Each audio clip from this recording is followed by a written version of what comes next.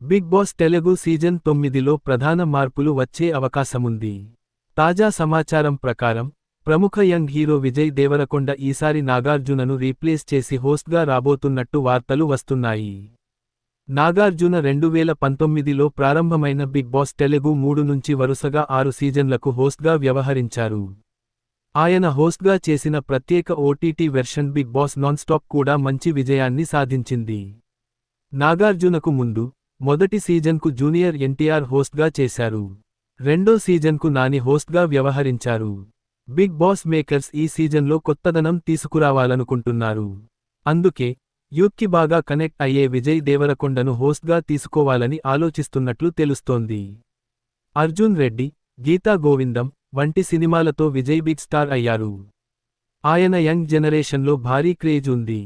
Vijay Deverakonda Bigg Boss Telugu season 9కి హోస్ట్గా మారితే, ఇది ఆయనకు ఫస్ట్ టైం టీవీ హోస్టింగ్ అవుతుంది. ప్రస్తుతం ఆయన మేకర్స్తో చర్చలు జరుపుతున్నారని సమాచారం. మేకర్స్ను ఆకట్టుకునేందుకు విజయ్ పెద్ద మొత్తం డిమాండ్ చేసినట్లు టాక్.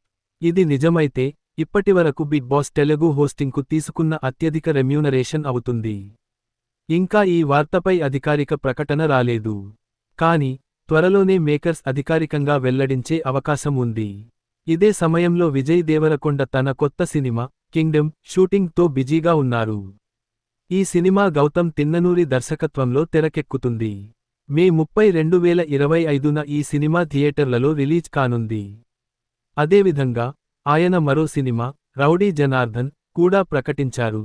దీన్ని దిల్ రాజు నిర్మిస్తున్నారు. బిగ్ బాస్ తెలుగు సీజన్ 9కి విజయ్ దేవరకొండ హోస్ట్గా వస్తే, ఇది షోకు కొత్త హైప్ తెచ్చే అవకాశం ఉంది.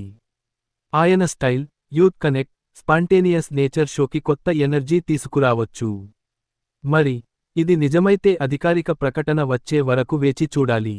ఇటువంటి మరిన్ని ఇంటరెస్టింగ్ విషయాల కోసం నా ఛానెల్ తప్పకుండా సబ్స్క్రైబ్ చేసుకోగలరు.